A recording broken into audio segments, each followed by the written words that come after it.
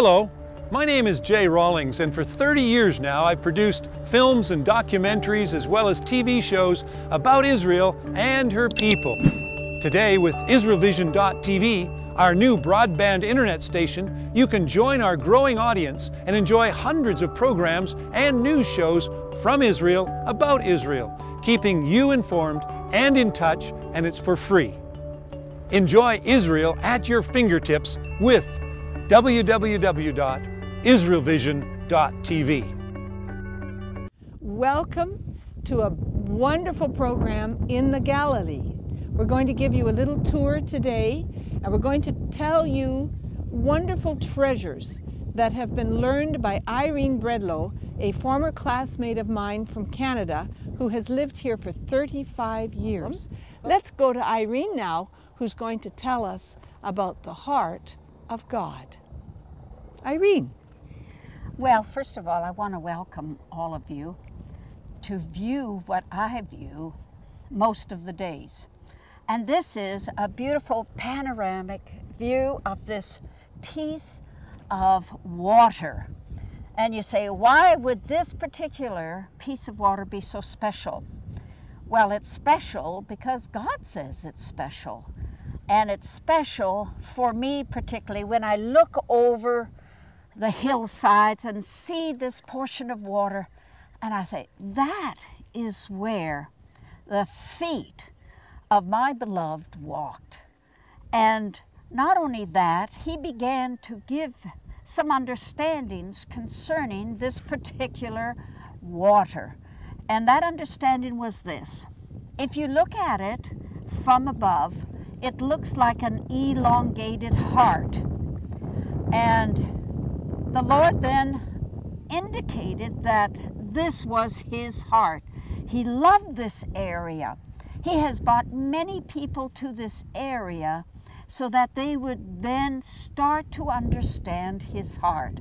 So look at the Sea of Galilee, and you will see on a map that the southern portion is the elongated part of the heart. And so when you read the Gospels, you'll find that most of the accounts and stories that he has written there speaks about a certain aspect of our heart. What is in our heart? He just gives it back again to us. What is in our heart? What is our heart speaking to us? What is our heart saying? What are our heart issues? And so when you look at the Sea of Galilee, in this particular area of Israel, you'll begin to understand God knows the heart of man more than we do. We hardly know our own heart. And so he begins to touch our heart when we come here to visit this beautiful area. Songs have been sung about the Galilee. And when you come to visit, God will give you your own song while he touches your heart in a special way. He walked the shores, but not only that, he tells us that there are times of storm, but he's the one that stills the storms. Our heart sometimes is full of storms, but it's only our Lord that can come and touch the storms of our heart, and as it were, put his finger on our heart to show us what is the intent of our heart, what is the issue of our heart that we have to address while we're here. And then we'll find out that we too can walk the shores of the Sea of Galilee and listen to him while he begins to tell us all about ourselves.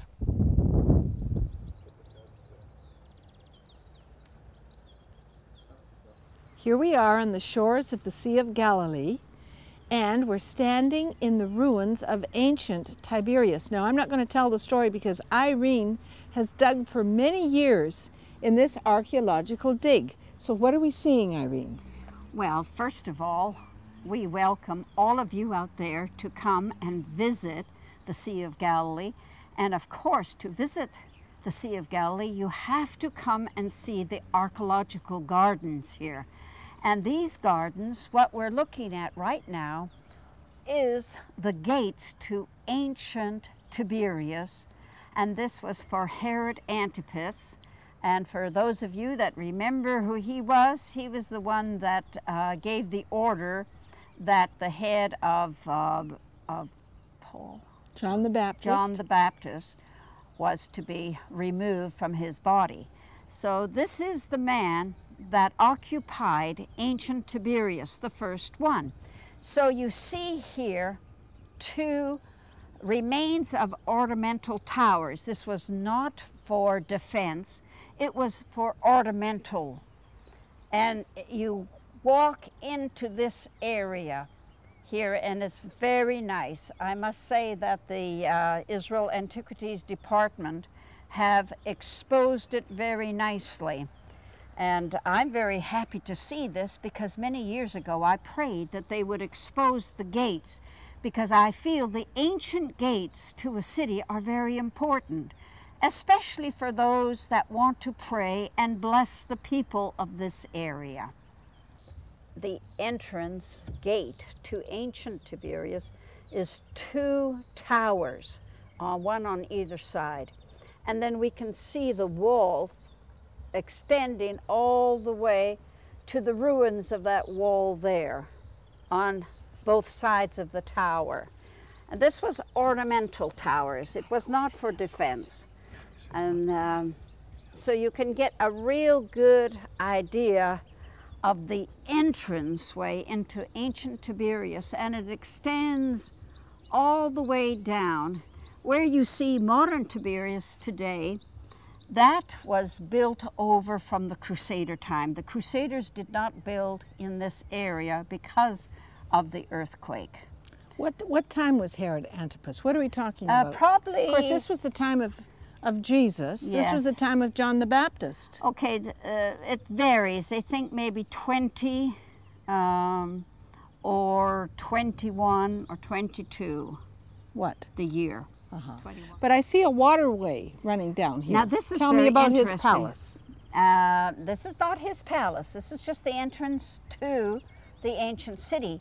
But they must have had a lot of water from the rains, and they have got it from the very top of the hill, and it ran down here, and they have opened up, when they were digging, they opened up and saw that they had like a tunnel for the water to be removed, and they said that it was so deep they couldn't reach down to how deep it is. So they What was so deep? This tunnel to take the water away. Oh, but they just haven't dug it out. They didn't want to dig it all the way out because it was so deep. So they have finished putting the rocks here, along here, just to give us an idea that this took the water away. And it was a very interesting find, what they found. But didn't they use the water? I mean, water is like gold in this country. Well, the water that came, they bought it at the time of the Jewish time. That water was a stream from Yavneel, and they bought it because they had to have running water. This was this, by the way, was a heathen city. It was a pagan city, and Jesus never entered Tiberias. It's not written. You cannot find it, and I'm sure that the religious Jews didn't. And this became the center of Galilee. But before this, it was another city, Sepphoris, where they were very practicing. It was the center of commerce. There was a great. It was the capital city of the Galilee. Yeah, it was, and they say that they think, I've heard guides say, they think that Joseph and Jesus, which in Nazareth was only 4 kilometers away, would have worked in the building up of that wonderful Cardo marketplace, and that Jesus would have been about 18 when the first capital of Galilee was built. No, the marketplace of that city was built. Okay, right here, this is part of dwellings, and that portion over there, where you see the white flowers, that was a garden, someone's garden. And as you extend along, these were dwelling places here. You mean this is the actual level This of is the that actual. city?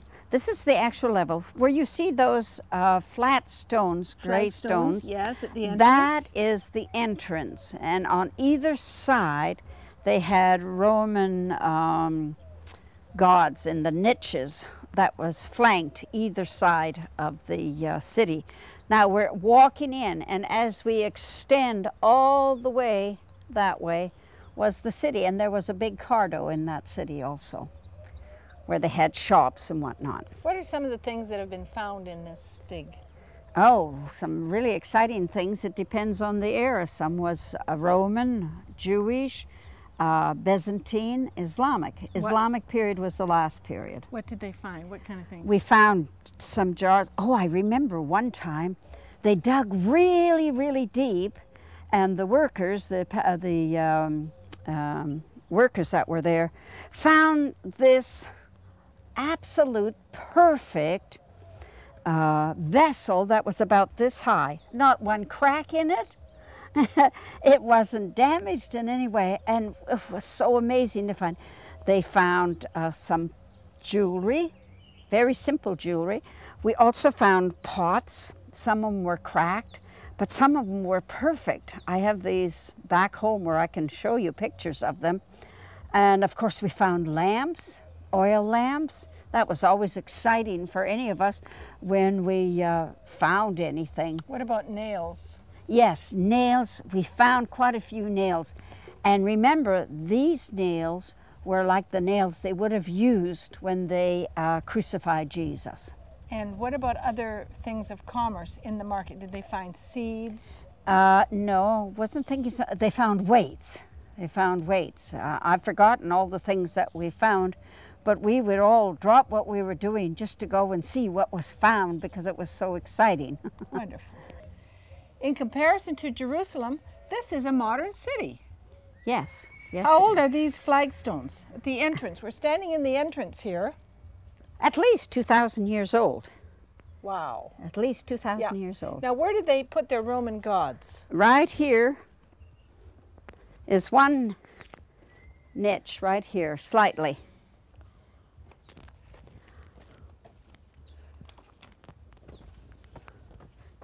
Yeah, she'd be standing here. There we are. And there's another one on the other side. Probably Caesar, huh? Probably. Or a god. Well, he was a god. Yes. They considered him a god. Okay, we got lots to see. Let's go. Okay.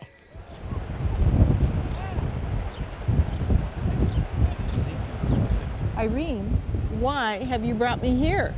We're on the shores of the sea, and it's coming into evening. Now, why have you brought me here? This is a very important place, especially for this day. This is the site of the feeding of the 4,000. Why is it important for our day?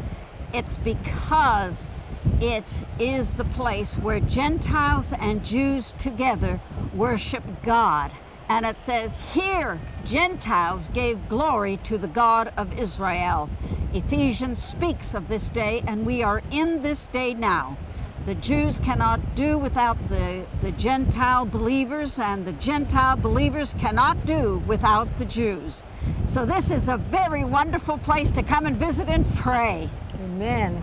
And the scriptures in Isaiah 55 and Ezekiel 34 tell us about the flock of God, the Jewish flock that were scattered to the nations and brought back home. But Jesus said in John 10 to his disciples, all Jews, I have another flock that you know not of, and that is the Gentile flock.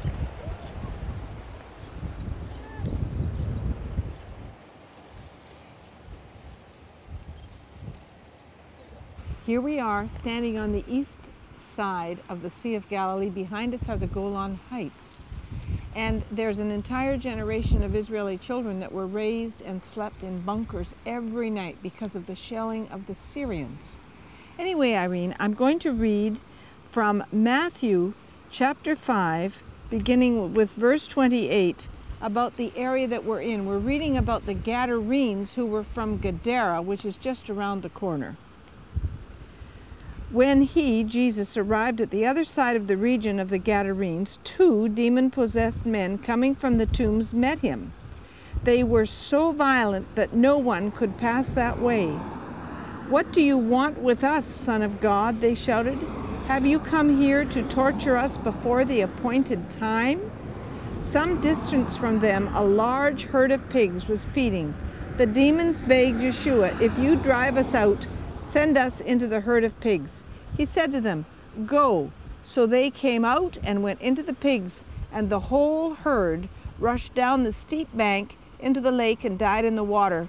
Those tending the pigs ran off and went into the town and reported all this, including what had happened to the demon-possessed men. Then the whole town went out to meet Yeshua, and when they saw him, they pleaded with him to leave their region. You'd think they would have been grateful that the road was opened. Now, Irene, how do we know this is the place? Well, first of all, the scripture says they ran down a steep place. And behind me, to my left, in that area, is the traditional site called Kursi. But here, it's a sharp incline, and the two men were along the Sea of Galilee because that was the road in those days. And behind me, you can see where there were caves where they dwelled in, and you can also see there were rocks where they cut themselves. So especially James Fleming of Biblical Resources really felt, along with a lot of people, that this is the actual place where the pigs ran down directly into the sea. Now, right directly behind me is a barbed wire fence. Why is it here? It is here because we are looking down onto a minefield that was planted by the Syrians. Yes, from 1948 to 1967, and it is still unsafe. On the edge where we are here is right against the Golan Heights.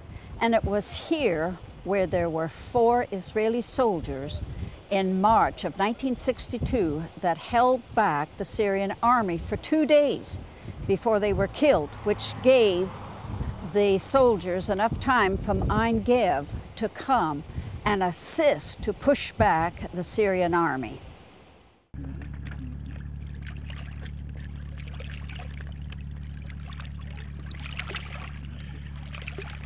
Here we are on the edge of the sea, just outside of Capernaum. And Capernaum in Hebrew is Capharnaum, the village of Nahum. And it sits directly on what was the Via Maris, which is the way of the sea, which was a trade route. And so actually Jesus chose one of the busiest areas of the country in which to plant his ministry. Now, Irene, what do you want to tell us about Capernaum? Oh, I just think it's a very interesting place. There's so much to say about Capernaum.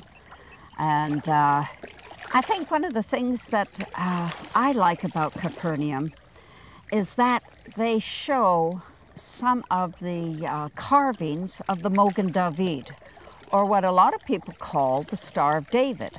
But the Mogen David means the shield of David. And the exciting thing about that is a number of years ago, an Israeli and a Canadian botanist, under a microscope, took pictures of one cell of a little flower called a norit. And the cell of that root system was in the shape of a Mogen David. To me, that was so exciting because a lot of people feel differently about the Mogen David. But this shows to me that it came from the express design from God. So that is on some of the ruins, right? The Stars of David, these very, very Jewish symbols, because this was a Jewish trade center. Yes, there was a big synagogue, and a lot of people have asked the question, is this synagogue really used by the Jews to worship God? And one of the signs is that they had a menorah carved into the very rock, so that shows us that this synagogue was used by Jews to worship God in. You notice that it's very rocky here. It's not sandy, it's very rocky here. And sometimes you can see rock anchors that they would have thrown to anchor the boats. Many times Jesus would go out into a fisherman's boat in order to speak to the people that had gathered by the seashore, because he had words of truth and comfort. And he just encouraged all the peoples that were here. One of the most famous miracles that took place here was when family and friends of a paralytic man were so desperate to get to Jesus and couldn't reach him because of the crowds. He was in the house teaching, perhaps on a Sabbath morning just like this.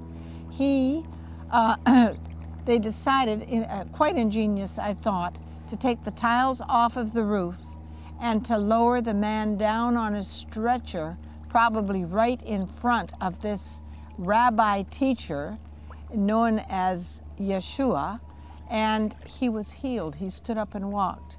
And Capernaum was cursed by Jesus. Capernaum and several other cities. Chorazin is another, just up the hill.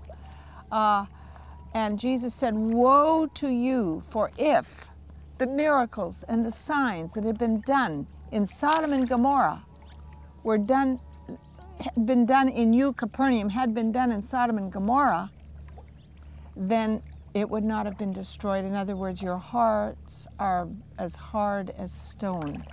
And here is a prophet without honor in his own country.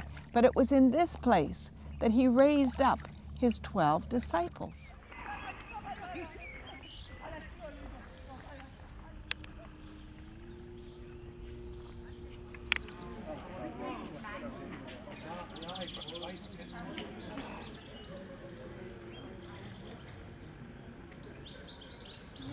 What do you think about the place of Jerusalem in the life of Jesus and the place of the Galilee? How do they differ in his ministry? Well, I think that is easy to answer. From years of being here, I believe that the Lord brings us first to the Galilee and touches our heart and our heart issues. And you know, he came to the Galilee first. He ministered in the Galilee first, and then he went up to Jerusalem to die. And we have to understand he brings us to the Galilee to deal with our issues. And when we go up to Jerusalem, we have to die to our understandings that we've had previously, die to our own thoughts and precepts and concepts of who we think that he is, because he wants to give us something greater. He always gives us greater if we're willing to let it down, lay it down. So Jerusalem, you would say, is a place of new beginnings in a life? Oh yes, definitely new beginnings. I got my new beginnings in Jerusalem. I was there first, and then he brought me to the Galilee and to begin to teach me that there's things I had to lay down, my heart issues. It's here in the Galilee that I have found that the Lord begins to work on our hearts. He begins to touch it, as it were, to chisel out our heart and to give us in response, as we are obedient to respond to his touch, he gives us a heart of flesh that he can mold and he can touch again. And it's just barely one little touch of his finger. He always touches the Sea of Galilee with a message for us. And the waves carry in that message and washes over our heart and leaves his words in our heart and removes doubts and fears and anxious thoughts and things that we don't like too much. And he puts in words of faith and help and hope and joy and everything that we want in our heart to keep us happy. So he said, I am continually writing messages on the Sea of Galilee so that when the people come, whether they're pilgrims or tourists or businessmen or whatever jobs they have, the Lord is here to touch them if they will take time to walk along the shores of Galilee and feel his touch. Because you know what? He's looking down from heaven today and he says, this is my special Galilee. Come and visit my special Galilee.